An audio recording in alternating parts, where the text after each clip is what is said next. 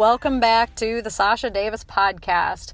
Today I have a little bit different podcast for you. It is an interview, but it's me being interviewed on somebody else's podcast. So maybe you guys remember her from before. Her name is Katie. Katie just realized on Instagram and also on her podcast. So this is our conversation. So as you're listening to this, keep in mind that she is interviewing me. So you're going to hear a little bit more about myself and my story and my thoughts on the topics that we discuss. This is just kind of a twist on the podcast, and I really enjoyed speaking with her, and I hope you guys enjoy this conversation as much as I do. And I am doing free strategy calls for the month of June. So if you have not booked your strategy call with me, your strategy session with me, I highly encourage you to do this. I want to get on the phone with you. I want to help you solve your problems, okay?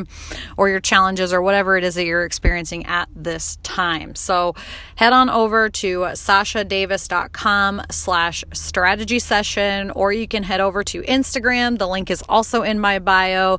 The link will be in the show notes down below, so you can always scroll down and click on one of those links. But let's get on the phone and let's have a conversation. You know, maybe I can be of service, or I can refer you to somebody who can. So, all right, let's dive into today's episode. Today, I'll be interviewing Sasha Davis. She's amazing. If you don't know her, go follow her at sasha.davis on Instagram. I'm sure you will fall in love with her after you hear this interview. A quick backstory with Sasha. She's another badass small business owner. She's a mom. She's a wife. She's awesome. And my favorite part about Sasha is she tells it exactly like it is. Hey guys, and welcome back to the show. So today I have a special episode for you. I am interviewing another fellow podcaster, another badass woman who owns her own business, who really gets down and dirty with other women and really helps them take control back of their lives and their finances. Today, I'll be interviewing Sasha Davis. She's amazing. If you don't know her, go follow her at sasha.davis on Instagram. I'm sure you will fall in love with her after you hear this interview. But a quick backstory with Sasha. So the reason I love her so much is when I had first announced that I wanted to start a podcast, I was on a call with a coaching community that I'm in that's all about, helping women chase their dreams and holding each other accountable, this mentoring program. And they were like, hey, have you ever talked to Sasha? And I was like, no. And they were like, well, just shoot her a message on Instagram. I'm sure she'd be more than happy to help you, give you 30 minutes of her time and just let her brain dump what she does. So I randomly reached out to her. She has no fucking idea who I am. I shot her a message. I'm like, hey, can I just ask you a couple questions? Like I have 5 or 6 key questions. Can you just give me 30 minutes of your time? And without a blink of an eye, she was like, sure. And we hopped on the phone within like a week, and literally she just let me just shoot all these questions, and she told me everything she did, and it was so awesome. And without just like her encouragement and her willingness and her support, I definitely wouldn't be here today. So for me, this was just a huge milestone to actually now interview her for my show after she gave me the courage and support to really get mine up and running. So I'm super grateful for that. But like I said, she's another badass small business owner. She's a mom. She's a wife. She's awesome. And my favorite part about Sasha is she tells it exactly like it is. There is no holding back with her. And I love strong personalities like that. And I love people like that because you always know where you stand with them, and they will tell you exactly like it is. So in this episode, we talk all things from confidence, money, and of course, raising kids, and just really all the things. Just talk about life. This episode is really awesome. I actually learned a lot from it. I actually felt some growth from it, especially when we got into the part of talking about confidence. And it was just amazing. So I hope you guys enjoy it as much as I do. Here's the episode with Sasha Davis. All right, guys, welcome back to the show. I am super, super excited to have Sasha Davis with us today. So Sasha and I have the same coach, but we actually weren't in the same coaching program together.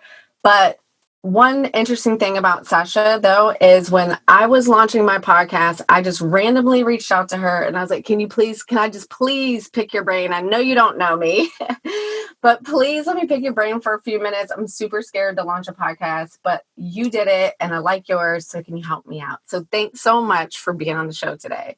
Yeah, you're welcome. I'm happy to be here.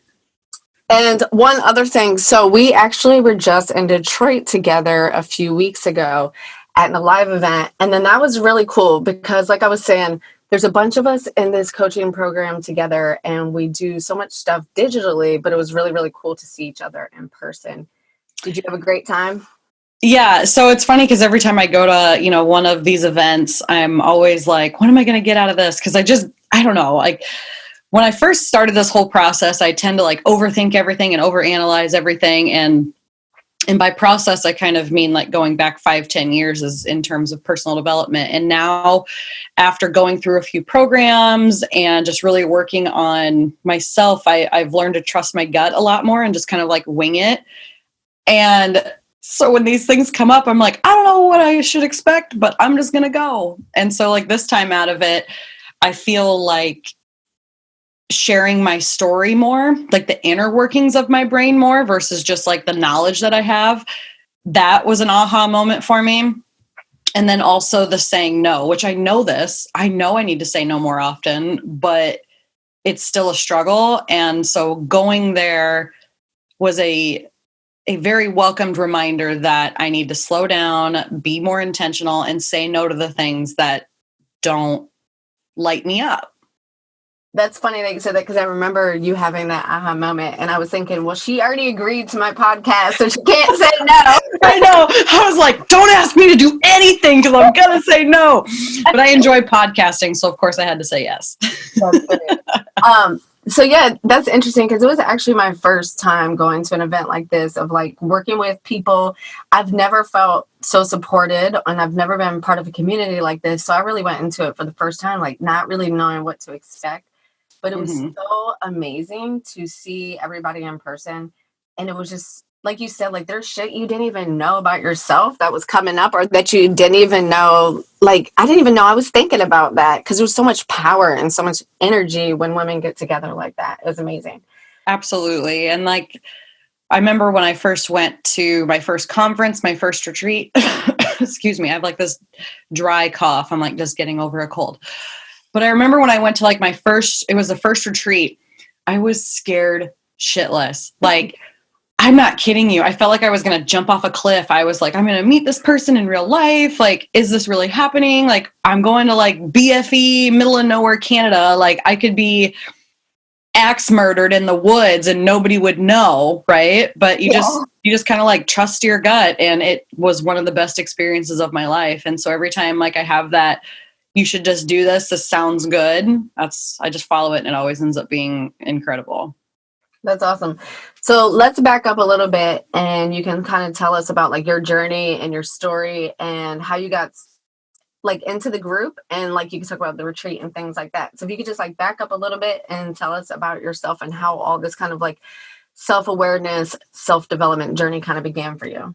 Sure thing. So I'm that troubled kid.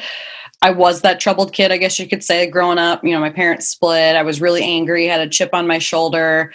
And I'll give you the nutshell version. If you want to hear more, you can always head over to my podcast. But I was a shithead, to say the least. And I got in a lot of trouble. I was in and out of jail. I was in and out of juvie. And I had like a crossroads in my life where I was like, what I'm doing is not working. And I have a choice right now to go down one of two paths. One was I could use this energy for better, or I could continue down the spiral down path and use this energy for worse. And that's kind of where I was headed. But I was like, I don't want that. And so I started to look for answers. And it's really funny. I ended up finding the secret, which means the law of attraction. I don't know if your listeners are familiar with that, but the law of attraction, there was a movie, there was a book, Rhonda Burns, I don't remember how you pronounce it. She came out with The Secret. this concept in 2006. And that's kind of what sparked my whole personal development, is that like your thoughts are powerful, and what you think can manifest in your life, whether that's good, bad, health, wealth, or the opposite, illness, disease, being broke. And she had us do a vision board. And I thought this was the stupidest thing ever. I was like, this is like, why am I wasting my college money, my college credits on this freaking class? But I did it.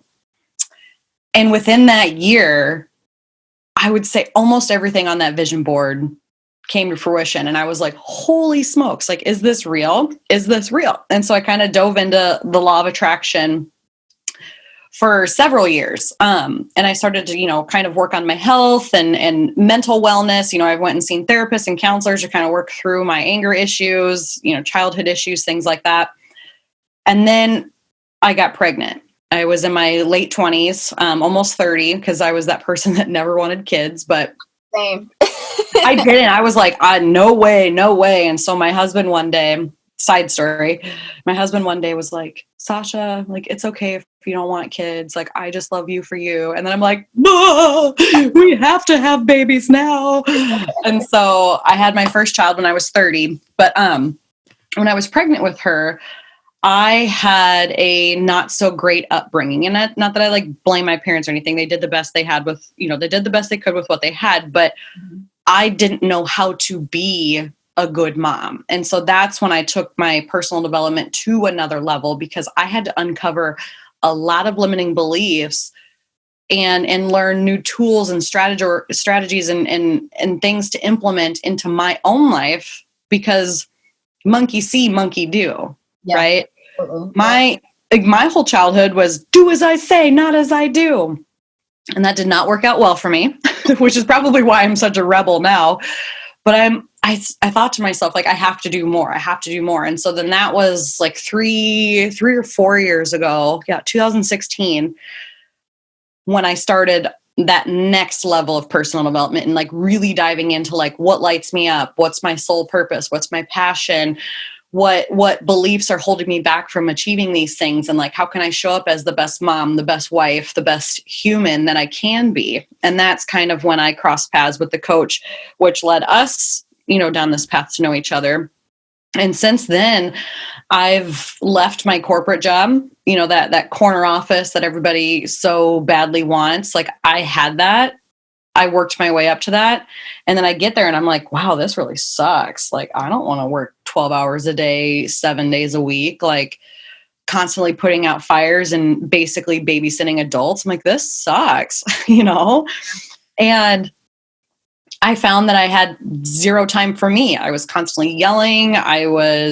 Everybody walked around on eggshells around me. I was like a ticking time bomb. If you said the wrong thing, I would just freak out, and it was insane. It was insane. I took good care of myself physically, and I say good, like loosely, like, I exercised and I quote unquote ate healthy, but I did it because I thought I had to, not because it made me feel good, So in the last few years, I've really learned to move my body because I love my body and I want it to be like a well-oiled machine. Same with like eating. Like I eat well because it makes me feel good. Food is energy. And I found that when I do things that fill my cup, that light me up, I show up as a better human in general.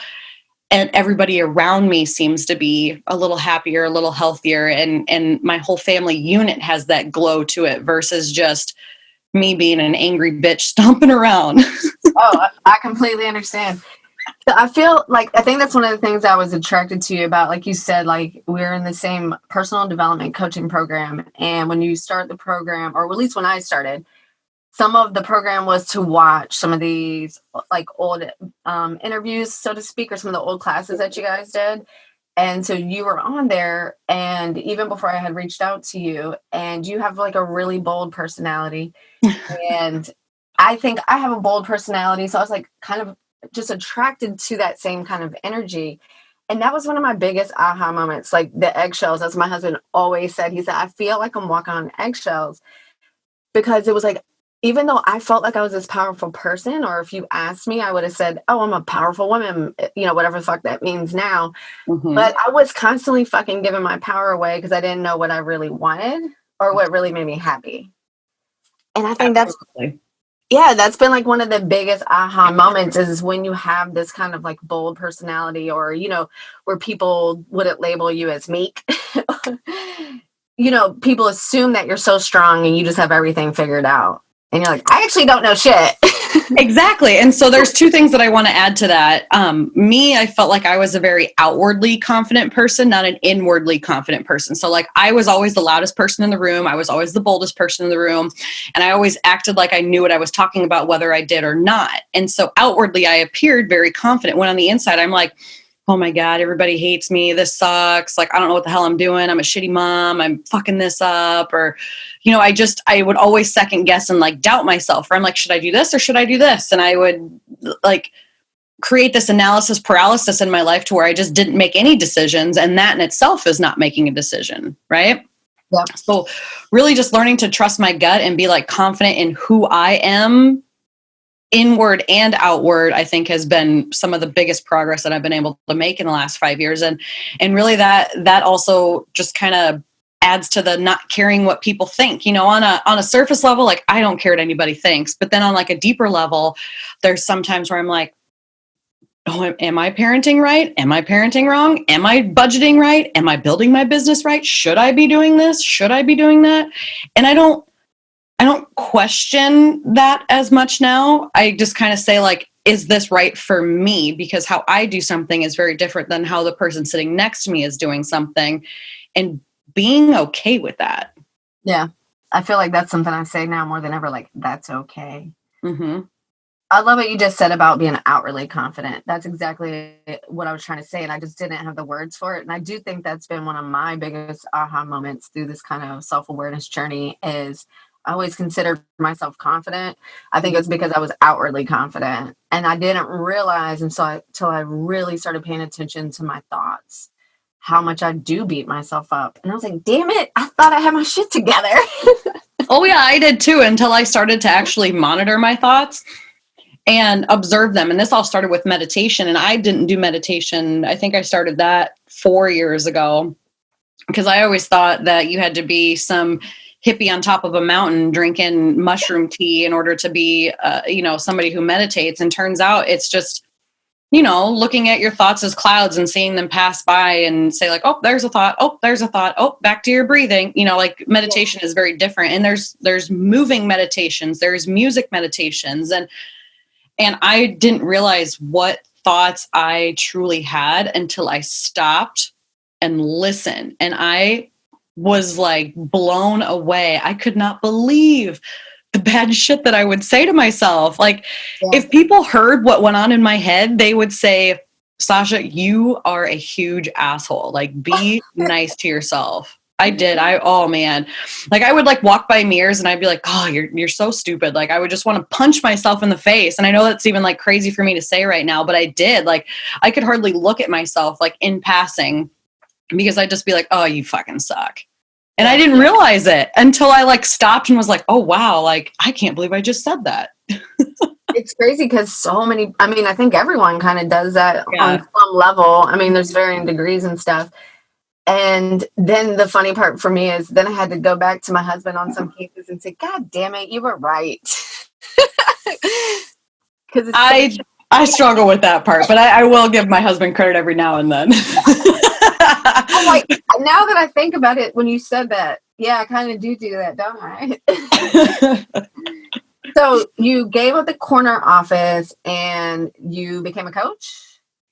Oh, goodness. So I gave up the corner office and I threw noodles at a wall to see what stuck. I've always been a leader in some capacity, whether that was teaching. So I teach therapeutic horseback riding. And so within that realm, the whole equine industry realm, like you have to have a leader type of personality in order to lead the herd, lead the riders. So that was something, I was a leader in. I was a leader at work because I was in, corporate management and I was the head of all of these teams. I was always team lead. And I had worked with people outside of work in terms of like health and fitness. So I went and got like my CPT, and I kind of did some like online coaching, in-person coaching that way. But I found that the health and fitness isn't really like, I don't know, it's just not my jam. I mean, I enjoy it. I love working out. I love like high intensity things, but the people that I attracted very much wanted a quick fix. And I was just like, no, this isn't for me. And so that kind of transformed into like a mindset life coaching. And I did that for about a year and a half, 2 years ish. And that went really well. Like I loved that. But then I felt like the people I was working with wanted even more. Like they wanted like more on like the business side of things. And so I found myself like naturally talking about how to bring their passion, how do I want to say this? Passion to profit, I guess you could say, or like how to make a business out of doing something you enjoy. Yeah. And so that's what my last few years of coaching has ended up being. I really much enjoyed the life coaching part of it. And I still believe that life and business coaching run side by side, because if you're out of alignment in your life, that's going to leak over to your business. Same thing. If like your business isn't going well, that's going to leak over into your life. So when they're moving well together, that's when you feel that alignment and things start to be profitable for you, abundant for you in both life and business. So they very much like run side by side with one another. I don't do just one or just the other. So that's what my coaching has been. But in addition to that, I found that through working with this last coach that I was a part of, this program I was a part of, I had a lot of money stories, like a lot of money stories, right? I thought just because I could pay my bills at the end of the month, that was fine. Like I was budgeting, I was doing well. I didn't bother looking at like the mounds of debt. I didn't bother like looking at, credit cards and actual like income statements or like any of these things. And so I decided that what better way to get your finances under control than to go into that kind of industry. So I also run a financial services industry that has helped me not only turn around my money story, but help other people turn around their money stories too, because I feel like there's an energy behind our money as well as our life and our business. And when everything can kind of like run together, you feel better. Does that make sense? Oh, it makes perfect sense. That's definitely something that I've learned a lot about, is that correlation between money and energy. Absolutely. And it's something that nobody talks about because they feel like it's hippie woo-woo. But really though, like if you feel guilty spending $1, you're probably not going to get that dollar back, versus if like you just give because you can, or you give from a place of abundance, like that comes back to you tenfold. It goes back to, you want your cup to be so overflowing that you can easily pour into others. You don't want to pour from an empty cup, because then you just have less of your empty cup, And so reframing that mindset to more of like an abundance mindset in all areas of your life, not just your money, not just anything. But I think we as women, we have either society has conditioned us or we've conditioned ourselves to do just enough. Like I can't have too much, just enough. Yeah. And I know I was very much in that mindset, because I'm like, okay, if I'm going to go shopping, I'm only going to do $100, because if I spend over 100, then, or whatever it was, or, people will think I'm crazy if I buy $150 pair of jeans. Like, what will people think if I actually like splurge on myself? And so reframing that to, you can have more. That just means you can give more, give from a place of wanting to give versus then having to give. No, that's amazing. I love that. There's so much that you just said, I don't even know where to start. But for one, I think women definitely probably have a whole different thing with money. I feel like just absolutely now in the last generation, like our generation and maybe our moms, have women really, really stepped into like the workforce and careers and things like that. Mm-hmm. And then families are trying to deal with like 2 incomes, and now women make more than men. And that's weird. Or we're fighting to make the same amount of money and things like that. And there's just all these stories that you tell yourself. And I know one that I tell myself is currently, in my corporate job, I make more than my husband. So then I put this pressure on myself to not only be the wife and the mom, but then to be the breadwinner. And then I can go down the fucking darkest spirals sometimes if I let myself go there, and it's unreal. But like you were saying about it, money being energy, that's something I've been trying to lean into more and more and to create that. And it was actually a parenting book that I read that I've been trying to correlate to everything in my life is like what you do to others, you do to yourself. Mm-hmm. So I've been trying to apply that to like money. And like you were saying, like if I give money here because I can, then don't look at it as like I have to give it, is that I can give it and it comes back to you. Yeah, absolutely. It all just comes from what the feeling, what the emotion is behind that dollar, right? So one of the biggest things that, and I guess I don't even know if you want to go down the money hole. I mean, that's kind of where we're going right now. But one of the things that I did in the very beginning to kind of switch my money mindset, instead of when I get my bills in the mail, instead of saying like, or, you know, in my email or whatever, instead of saying like, oh shit, there goes more money, you know, I would literally write checks and put thank you in the memo because I'm paying for a service I've already received. So I can't remember who came up with this concept, but it's called IBARs, invoices for blessings you've already received. And so instead of saying like, oh shit, there goes another $250 for whatever, you would say, thank you for allowing me to have this service for the last 30 days. I appreciate you.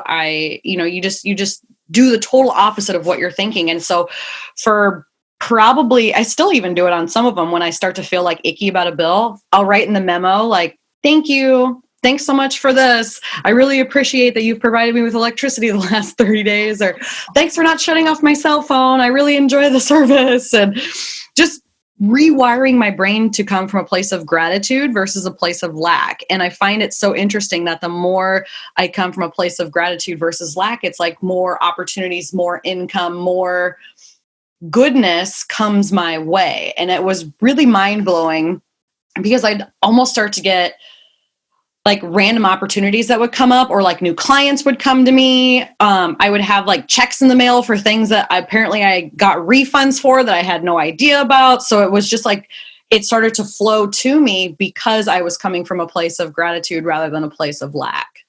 No, that's a great little trick. And that's another thing I feel like people don't put enough energy into is just those little teeny switches. Mm-hmm. Can just totally change the way you view anything. I mean, writing that in the memo or the instructions or whatever takes 2 seconds, but for you, it changes how you think for the rest of the day.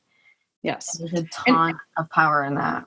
Exactly. And it's whatever we focus on in life. Whatever you focus on, you will get more of. So if you focus more on fitness, you're going to be more fit. If you focus on more nutrition, you're going to feel healthier. If you focus on whatever it is, running or money or business or connecting with your husband, whatever you focus on, you will get more of. And so it's just being intentional with your time. Like one of the things that I do with my clients is I have them take a time audit, because a lot of times people have no idea where their day goes. All of a sudden, it's at the end of the day. They only checked off a few things of their to-do list. They feel overwhelmed. They feel stressed. They can't sleep at night.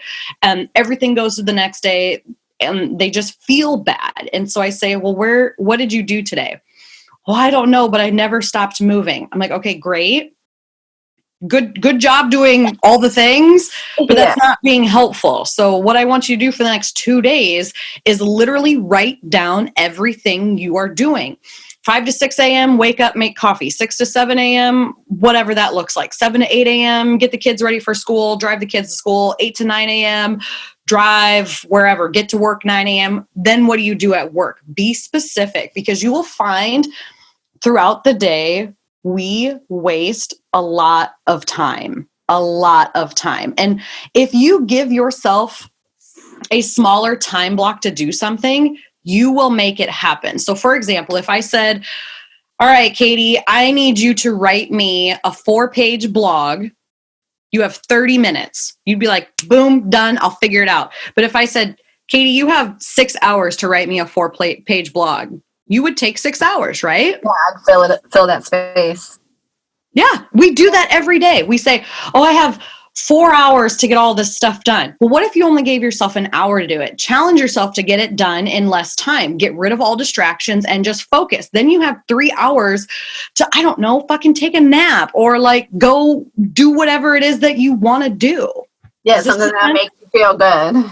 Yeah, exactly. And so it's just being really intentional with our time and really focusing on where we are spending our time, our energy, our money, or whatever it looks like, and saying, is this working? And if the answer is no, how can I improve this? How can I make this better?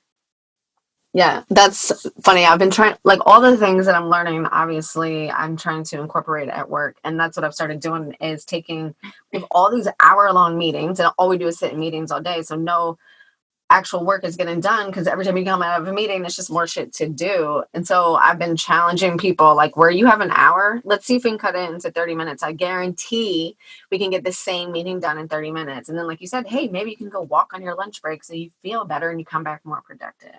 So when I worked at corporate, one of the things that I did, and they thought I was batshit crazy when I first did this, but I would bring in a timer and I'd say, you need to say what you need to say in 3 minutes or less. When the timer's up, we're moving to the next person. I love it. I'm obsessed with my timers. My daughter will grow up and hate them, right? Because like things your parents do to you, I constantly have a fucking timer at home and she hates it. I do too. My daughter's always like, Mom, your timer. Mom, timer. I'm like, I know. But I set timers for everything. I'm like challenging myself just to be really, really intentional. Cause I'm squirrel brain. I don't know if you can relate to this, but like I'll be doing something and then next thing you know, so like just for example, like cleaning my house, which I totally suck at. Like that is just not my strong suit. I had somebody that cleaned my house for me and then they fired me. I don't know. Maybe I'm too far of a drive or my house is too dirty. I don't know. Either way, I've had to pick up the task of cleaning my own house. I know, first world problems. So anyways, cleaning the house. I'm looking at my house. I'm like, okay, great. I'm going to start with sweeping. Okay. Then I sweep and then I go into the other room and I'm like, oh, well, all of this laundry's on the floor. I should start a load of laundry. Oh, I go downstairs. Oh, this needs cleans. Oh, then I go upstairs. I start to do dishes. Somebody else needs something. And then next thing I know, I'm cleaning a toilet. I'm dusting. And at the end of the day, I look at my house and nothing looks clean. But I continuously cleaned things, but I didn't focus either on one room or one task. I jumped from one to one to one to one to one. So not only does my house not look clean, I don't have the results I want. I don't feel good about what I've done. And I'm exhausted because I'm like squirrel braining around everywhere versus if I just did all of the floors versus if I dusted all at the same time versus if I just focused on doing all of the dishes. And then I move and I say, I'm only going to do 2 loads of laundry. I'm only going to clean this one bathroom, not all the toilets and all the bathrooms. Does this make sense? Yeah. Yeah. So that when I look at something, I can see the results of the actions that I've taken versus half-assing it a little bit everywhere. Yeah. I feel that's kind of what I use my timers for, is doing things like that. I feel like it's training me to be more present. Absolutely. But that's definitely something I know that I struggle with, especially when it comes to my kids. And then like they're growing up so fast. And like my oldest is 11. I'm like, shit, you're going to be moving out soon. And you get stuck in thinking that it's going to be how it is forever. And then you wake up one day and you're like, where the fuck did it go? I'm literally experiencing that right this second. I just did a post this morning on Instagram. My little guy, so I have a 2.5-year-old daughter and I have a 6-month-old son. Well, maybe, yeah, he's 6 months old. I'm like, how old is he? Where is he? What's he doing? And he's been teething these last few days and it has just been hell. Like it has been hell. Like he just hasn't felt good. He's constantly crying. And so when he's needy and wants my attention, I find that my daughter feels neglected because I'm not spending any time with her. Right. And so then I'm in it and I'm like, oh my God, I suck at this. I'm dropping this ball. I'm dropping that ball. Like, will this just get over with? And then I have to like sit and say to myself, this is temporary. This too shall pass.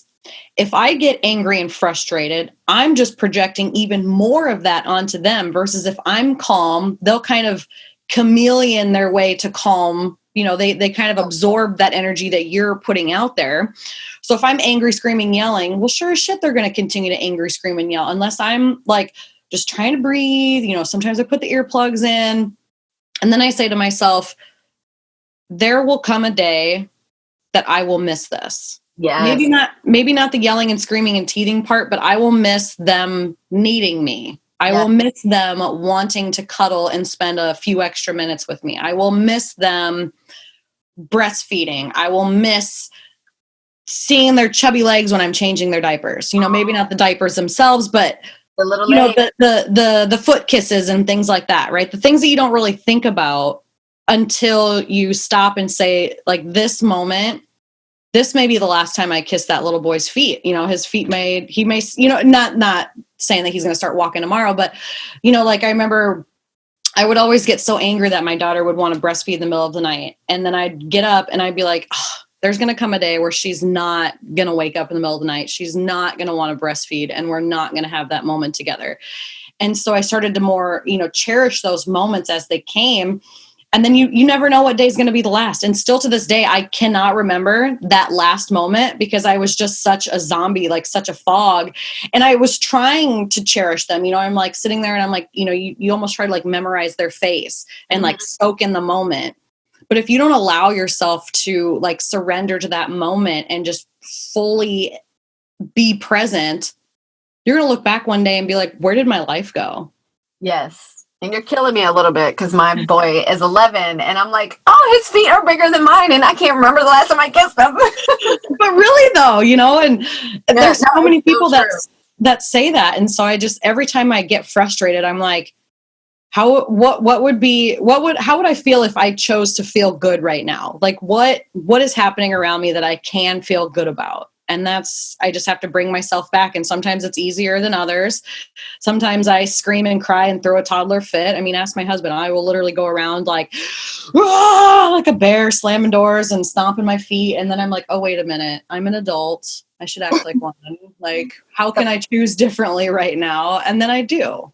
No, I love that. That's great advice because it does go by so fast. And I try not to think about this, but sometimes I wish I would have been more self-aware when my kids were younger. Because like my oldest is 11 and my youngest is 6. So I'm like way out of the baby phases. I can't even remember the last time I had to change a diaper or anything like that. And my 11-year-old now, I basically have to beg him sometimes to like spend time with me because he doesn't want to. I mean, he doesn't need that feeling, doesn't need to. He's like, I'm playing my friends or Xbox or whatever. And I'm like, but I want you to want me. And it's so quick. So those are a lot of amazing things. Is there any other, like when you get new clients or even when you're just working with someone, is there like your favorite thing to teach?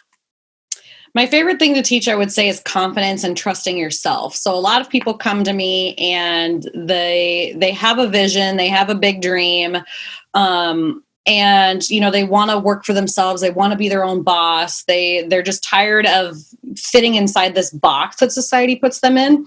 Yes. They've typically been like forward thinkers. They've typically challenged like social statuses, we'll say.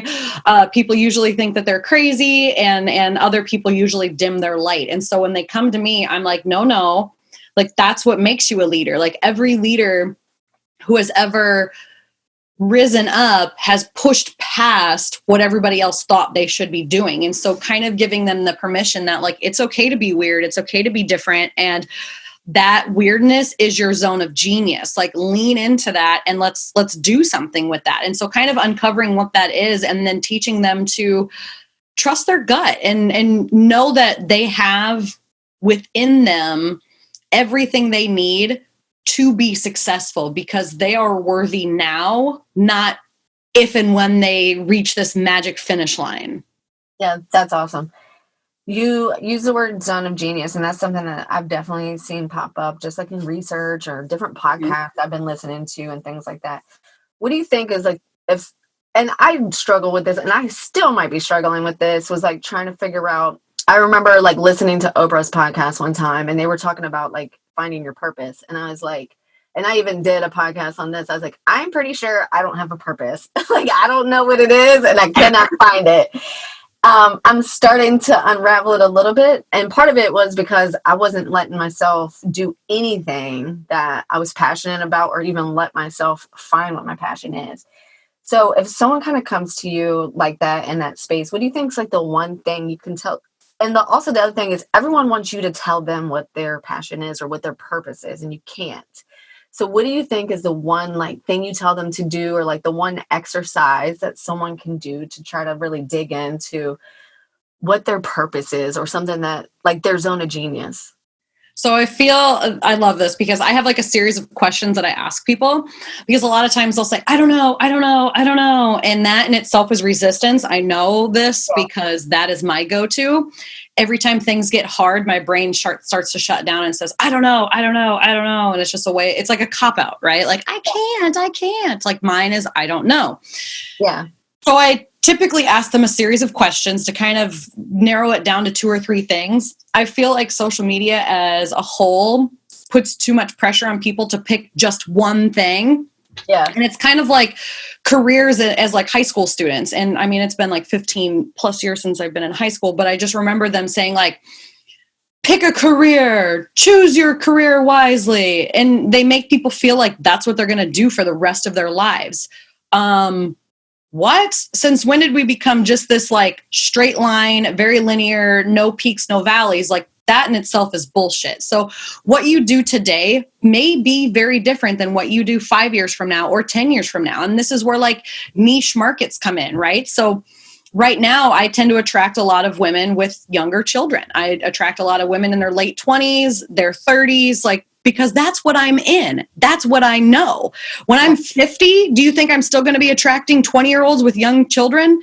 Absolutely not. My business will change. The people I work with will change. We as humans are changing every day. That is the only constant in our life is change. And so just know that your passion, your purpose, whatever that looks like today, can and will be different in some capacity years to come. And that's just life. That's just human nature. Okay. So you don't have to just pick one thing. That's just totally insane to me. Like, because you can have a hobby, you can have a business, and you can have other things that light you up.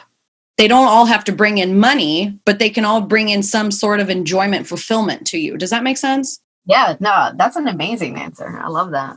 So I don't know. I just get on my high horse about like, pick a passion and then 6 steps to $1 million. I'm like, bullshit. All of that is bullshit. Like, I agree. And I think part of the concept that even when I started doing my podcast is that concept of just taking the action, knowing that it's going to be messy, but knowing and trusting that you can pivot.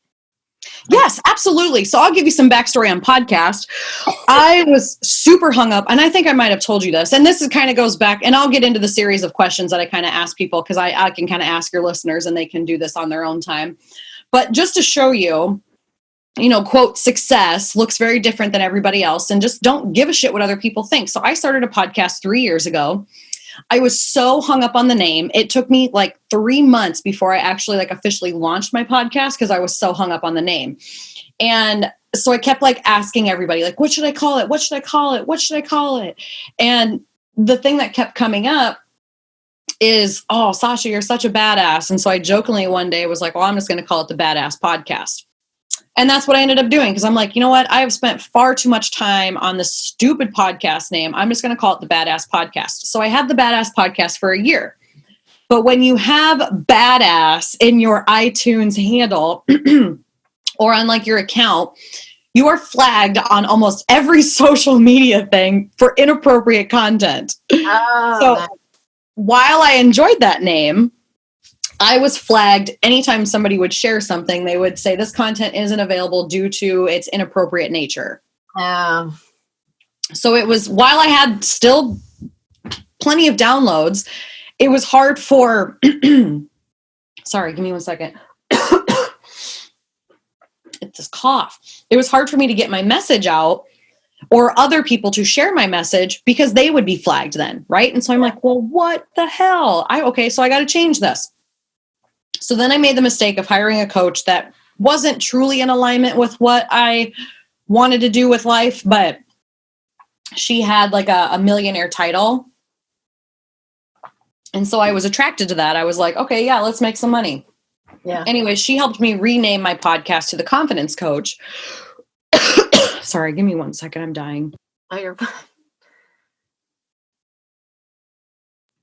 Okay. she had helped me rename my podcast to The Confidence Coach, because one thing that people get when working with me is confidence. But that ended on very, very sour terms. And so there was like a weird energy about the confidence coach. Yeah. So I was like, you know what? People will judge me for whatever, but I'm changing it again. And it's just going to be Sasha Davis, because like I told you, like Sasha's almost an adjective within itself. Like it's hard to put me in a box. It's hard to put like one word to me. And so I'm just like, screw it. I want to be the Sasha Davis podcast. Like Joe Rogan has his own podcast. Rich Roll has his own podcast. Sasha Davis is going to be the next freaking up and coming podcast. And I'm going to talk about whatever the hell I want in whatever capacity I want. And there's not going to be any weird strings attached to it. And so that's what I've done this year. And honestly, I've had more downloads in the last week than I did the last season episode or whatever, you know, and it's fine. Like nobody's saying, oh, Sasha renamed her podcast again. But I think we get so in our own heads about what other people will think that we just don't do what we know we need to do. Yeah, I completely agree. But there's so much power in that. And I think that's what like you said, that's one thing I was hung up on too, is like, what's the name? What's the name? What's the name? Yes. Just fucking do it. It doesn't even matter. Like how many companies change their name or their logos, say over the years or whatever. Like that's part of growth. And like you said earlier, all you can count on is change. So just start it and just start somewhere and it will evolve and you'll get better and better. That's a great story. Yeah, because you actually just changed it. Like what? I did. Yeah, like a month ago, like the beginning of this year. This is season 3. And I'm like, you know what? Fuck it. It's going to be Sasha Davis and people are going to like it or they're not. And that's their own thing. Right. And the thing that I always find that I ask myself is this going to matter in 5 years? Yes. I love and if the answer is no, then I'm not going to spend more than 5 minutes worrying about it. And I don't. And I've tried to embody that. And I have to catch myself every now and then because I'll like spiral and it'll be like 2 days. And I'm like, wait. Is anybody even going to remember this in a week from now? Is anybody going to remember this a year from now? And 9 times out of 10, the answer is no, unless I like fuck up really royally. But nobody's going to care. So why am I going to waste precious time and energy on something that's not going to matter in the grand scheme of things? Yeah. And one of my other favorite quotes is like, if you knew how much time people spent worrying about you, you would never worry what they think because they're too worried about themselves to ever really be worried about you. So they don't give a shit because they're trying to figure out their own shit. 100%. Everybody is so in their own head. You know, there's an analogy that like you could be walking down the street and, you know, your shirt's too small and you're worried that your gut's hanging out or whatever it is. And everybody else is worried about their own shit. Everybody else is in their own head. Nobody's even looking at you or judging you. And if they are, shame on them. They have their own projections that they need to work on then. Yeah. Well, speaking of new names for podcasts, what other new projects do you have going on and where can everybody find you for that Sasha energy? Oh, goodness. So you can find me over at the Sasha Davis podcast. Website is sashadavis.com. This year, up and coming, I'm only going to be running one mastery program this year, one mastermind. Before, I used to have kind of like a continuous enrollment. But I think I just want to do 1 6-month mastermind this year. And then I have a few DIY programs in terms of like blueprints to kind of get you out of your own way and onto what your passion and purpose is. You know, like I said, those questions that I could ask you. There is a DIY program for that. And as far as the rest of things go, I will be hosting 2 retreats, and then I'm going to be hosting the annual Courage Conference, and that's going to be in July in Sioux City, Iowa. All that information will be over on my website, though. So if you go, you can subscribe to my newsletter and stay up to date on everything that's going to be coming. The mastermind will be relaunching in April. So if that's something that you're interested in, if you want a whole lot of Sasha-ness in your face, just go over and my application is up right now. So you can go and apply and we can get on the phone and chat about it. That's awesome. Well, there was so many good gems in this interview. Like my mind is blown. So I know everyone has a lot to take away from this. So thank you so much for being on my podcast. I love it. I enjoy this. I'm like, oh, we could talk about this and we could talk about this. So I love it. Thank you, Sasha. Thank you for listening to the Sasha Davis podcast. It would mean so much to me if you could take 3 seconds out of your day and leave me an honest review on your podcast app, or take a quick screenshot and share to your social media and tag a friend, letting us know what you enjoyed most about this episode. And as always, for free resources and ways to work with me, head on over to my website, sashadavis.com, or send me a message on Facebook or Instagram at sasha.davis. And I hope you guys have a kick-ass day.